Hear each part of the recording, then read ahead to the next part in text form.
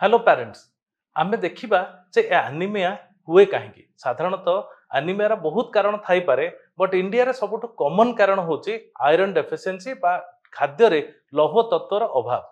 तो एटा हुए कहीं जेते बळे 6 मास रे छुआ को मां क्षीर सहित बाहर खाद्य दिया जाए सेथरे जदि बहु परिमाण रे आलू एवं चूड़ा बा भात जातीय जिनस दिया होची जोगुडा कि कार्बोहाइड्रेट खाद्य सेथरे लौह तत्व अभाव थाए। पुणी जदि छुआ को बहुत अर्ली स्टेज रे गाई क्षीर दि जाए बिलो 1 ईयर से लोहा अंश कमी जाए। तापरे जेतेबेले 1 ईयर टू 5 ईयर रे छुआ मेजर क्षीर पीए एवं खाद्य खाएनी ताको आयरन डेफिशिएंसी होता है एवं फास्ट फूड खाइबा द्वारा मध्य आयरन युक्त खाद्य पिलांको मिली पारि न थाए। आम क्लिनिक रे आमे देखुचे जे बहु परिमाण रे इंडिया रे जो कुर्मीर प्रॉब्लम रही अनहाइजेनिक प्रैक्टिसेस द्वारा छुआर बारंबार जदि कुर्मी हैला ता मध्य आयरन एब्जॉर्प्शन रे हैम्पर करिथाय।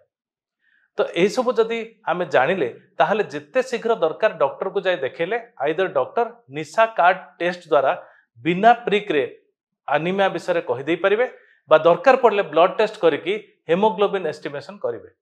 तथापि जिते शीघ्र आमे डॉक्टर परामर्श नहीं एसबू करवा छुआर भविष्य सेते भल।